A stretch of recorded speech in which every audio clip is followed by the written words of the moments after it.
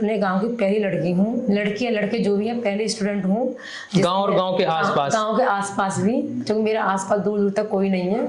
और जो कि एक अधिकारी बनी हूँ मैं, डीएसपी। मान लो 12 घंटे पढ़ रही हूँ, 8 घंटे पढ़ रही हूँ, तो मैं सोचूँ ज़्यादा से ज़्यादा 4 से 5 घंटे मैं उसको दूँगी जो मेरा पेपर है। अगर यूट्यूब की आप हेल्प लें तो आपको पूरा वहाँ से मिल सकता है हेल्प पूरा, और आपका एक अच्छे आप सिलेक्शन भी ले सकती हैं। नमस्ते, एस्पिरेंट लाइव देख रहे हैं और मैं आपके साथ प्रिंस सिंह आरके। इस वक्त हमारे साथ कुंजलता मैम है, जिनका यूपी पीसीएस में डीएसपी के पद पर चयन हुआ है। और एक बात कहना चाहूँगा कि मैम ने यह तो साबित कर दिया कि कई लोग की शिकायत होती है कि हमारे साथ ताम झाम नहीं है, जैसे हमारे साथ अच्छी टेबल नहीं है, हमारे पास पढ़ने के लिए अच्छी लाइट नहीं है, चेयर नहीं है पढ़ने के लिए, लेकिन मैम ने कम संसाधनों में भी डीएसपी जैसे पद को भी हासिल कर लिया है। तो मैम, सबसे पहले आपका एस्पिरेंट लाइफ में स्वागत है।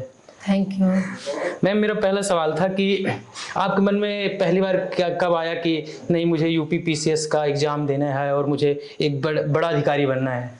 ये मैंने 2017 में ये मैंने सोचा, ये सोचा मैंने नहीं था एक्चुअली में। ये हमारे जो जिस कॉलेज में एमएससी कर रही थी, तो वहाँ पर जो है एक निःशुल्क कोचिंग चलाई जाती है हमारे अलीगढ़ में ही, सिविल सर्विस मार्गदर्शिका। तो वहाँ उस कोचिंग के संस्थापक थे डॉक्टर पंकज कुमार वर्मा, जो तत्कालिक एसडीएम थे। वो हमारे कॉलेज में एक समारोह में आए थे जो चीफ गेस्ट के तौर पर। तो उन्होंने उस कोचिंग के बारे में बताया, उस तैयारी के बारे में बताया, और तब मैं सर से जुड़ी इस कोचिंग से।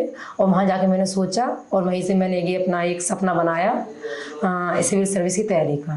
और आज आपने डीएसपी का पद हासिल कर लिया है। जी भैया जी। मैम, आपकी प्रारंभिक शिक्षा दीक्षा प्राइमरी एजुकेशन कहाँ, अलीगढ़ से ही हुई? नहीं, मैंने प्राइमरी, गांव का प्राइमरी स्कूल है हमारा, जो जूनियर तक 8 तक है, तो 8 तक मैंने यहीं से की थी।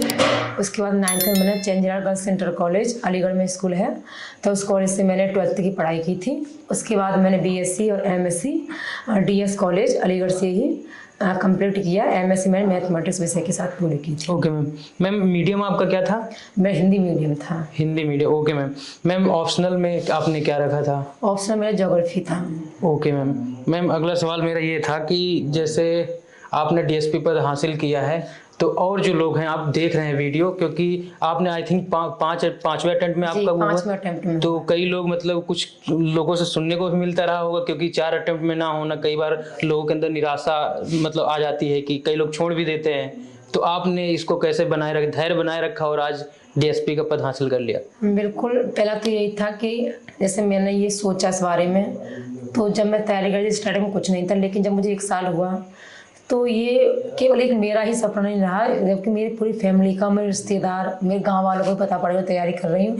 तो फिर पीछे ये लगता है कि पीछे हटके नहीं जा सकती। मुझे हमेशा डर लगता था कि वरना मेरा नहीं हुआ, आगे मान लो नहीं होता है, तो फिर हो सकता है कि जो आगे आने वाले लोग हैं या जो विश्वास होता है कहीं ना कहीं वो रहेगा नहीं फिर। बिल्कुल। और मुझे ऐसा लगता था मेरे अंदर ये चीज़ है, अगर मैं कर पाई तो अपने समाज के लिए, अपने जो क्षेत्र के लिए, मेरे गांव के लिए एक बहुत अच्छा ये गौरवपूर्ण होगा। क्योंकि अगर मैं कर जाती थी, क्योंकि मैं पहले अपने गांव की पहली लड़की हूँ, लड़की या लड़के जो भी हैं, पहले स्टूडेंट हूँ गांव और गांव के आसपास, गांव के आसपास भी, क्योंकि मेरे आसपास दूर दूर तक कोई नहीं है।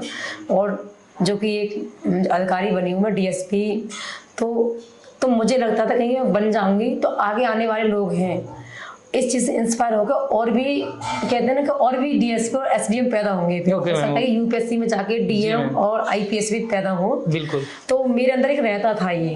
लगभग 4 साल का संघर्ष रहा है, आपने 4 अटेम्प्ट दिए थे, तो कहीं ना कोई कमियां रह जाती थी, तभी आप इम्प्रूवमेंट भी करती थी। तो ये बताइए हमारे दर्शकों को, क्या कमियां रह जाती थी जिसमें आपका सिलेक्शन नहीं हो पाता था? कमियां ये रहती थी, जैसे पहले 2 बार में प्रीलिम्स ना होना, कहीं ना कहीं मेरा रिवीजन था जिसकी कमी रहती थी मेरे लिए। मुझे ऐसा मैंने महसूस किया, क्योंकि मैंने प्रीवियस ईयर क्वेश्चन को अच्छे से नहीं किया था। बार बार हमारे सर कहते थे घटना चक्र को करो, घटना चक्र को अच्छे से कर लो, क्योंकि वहाँ से क्वेश्चन पूछे जाते हैं।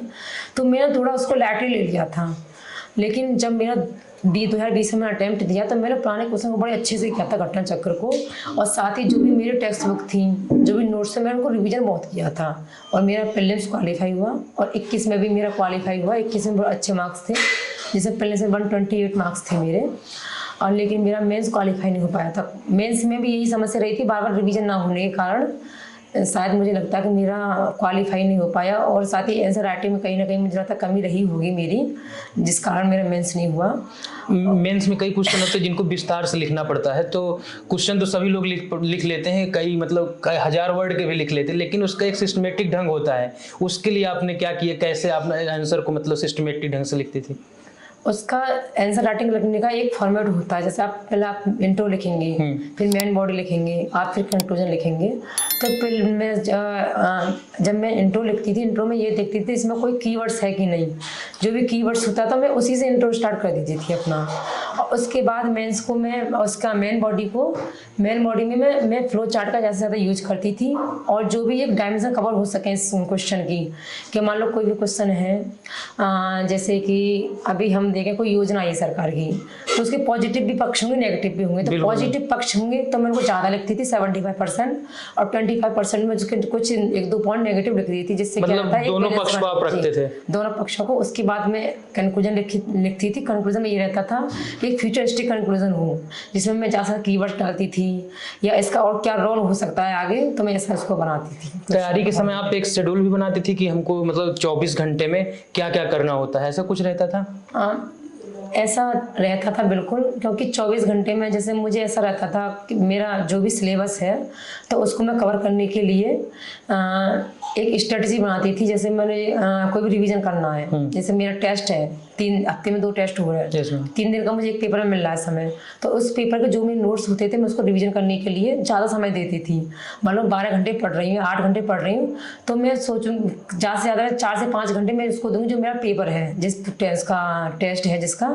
उसके बाद जो समय बचता था मैं अलग जो भी मुझे पढ़ना उसके साथ पहले जो लेके चलना साथ साथ, तो उस सब्जेक्ट को मैं देती थी रिवीजन के लिए। लगभग आप बता रही थी वीडियो ऑन होने से पहले कि आप लगभग 2 किलोमीटर मेन रोड जाती थी, तब वहाँ से बस पकड़ना फिर जाना, मतलब काफ़ी संघर्ष में था उस समय जब आप तैयारी करती थी। मम्मी के साथ कभी मतलब खाना बनाने में भी हाथ बटाना पड़ता था, घर के काम भी करने पड़ते थे? नहीं, मेरे घर में ऐसा नहीं था। मेरी भाभी थी, हाँ, मेरी भाभी ने बहुत बड़ा योगदान रहा है उनका। मुझे उन्होंने कभी कुछ भी काम करने नहीं दिया है, और वो 5 साल से ही मेरे साथ हैं, क्योंकि भैया की 2016 में शादी हुई थी। मतलब जितना संघर्ष आपने किया उतना घर वालों ने भी किया। पूरी फैमिली ने किया। फैमिली ने मुझे कभी किसी भी काम करने के लिए कभी नहीं टोका।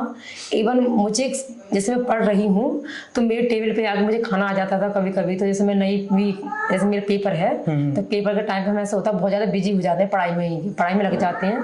तो उस दौरान मेरी भाभी या मेरे पापा जो भी लोग होते थे घर में, मम्मी पापा दीदी वगैरह, तो लोग मुझे मतलब घर में टेबल पे खाना वगैरह दे देते थे, और मैं उसको जल्दी दिखा कर फिर पढ़ने बैठ जाती थी। ऐसा रहता था कभी कभी। ओके मैम, लास्ट में अगर आप हमारे जो व्यूअर्स हैं उनको कोई सजेशन देना चाहें, कौन सी बुक पढ़नी चाहिए, या ऑनलाइन मंगाते हैं तो कैसे क्या? हाँ, जैसे कि पढ़ने के लिए जो बेसिक बुक्स होती हैं, जैसे लक्ष्मीकांत पॉलिटी के लिए, और NCERT हैं ज्योग्राफी के लिए, 6 से लेकर 12th की मैंने बहुत अच्छे से की थी। साथ ही मैंने परीक्षावाड़ी भी की थी हिस्ट्री, उसकी ज्योग्राफी की। हिस्ट्री के लिए मैंने SK पांडे की 3 बुक्स पढ़ी थी, मॉडर्न, मीडिएवल, एंशिएंट।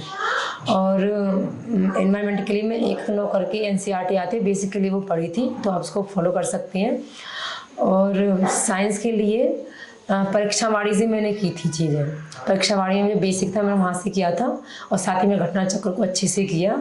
और एक मैं बात कहना चाहूँगी, यूट्यूब का भी आप हेल्प ले सकते हैं, क्योंकि यूट्यूब का बहुत बड़ा रोल रहता है। जो भी आपको, कई लोग तो ऐसा कहते हैं कि आप कोचिंग ना करें तो घर में रह कर भी केवल यूट्यूब से आप क्लियर कर सकते हैं ऐसी पढ़ाई, क्योंकि ये इतना लेवल हो चुका है आजकल यूट्यूब। बिल्कुल ऐसा पढ़ाई का मटेरियल। हाँ, बिल्कुल हो सकता है कि अगर यूट्यूब की आप हेल्प लें तो आपको पूरा वहाँ से मिल सकता है हेल्प पूरा, और आपका एक आप सिलेक्शन भी ले सकते हैं। लेकिन आपको अगर पॉसिबल हो सकती है, जैसे मुझे तो मेरा ये सौभाग्य था कि मुझे अलीगढ़ में ही अपने लोकल में ही कोचिंग मिल गया, तो मुझे वहाँ से बड़ा उसका फ़ायदा मिला। और एक जो है उसी का ये परिणाम है कि आज DSP आप, मुझे ये DSP पद मिला। Okay, thank you ma'am.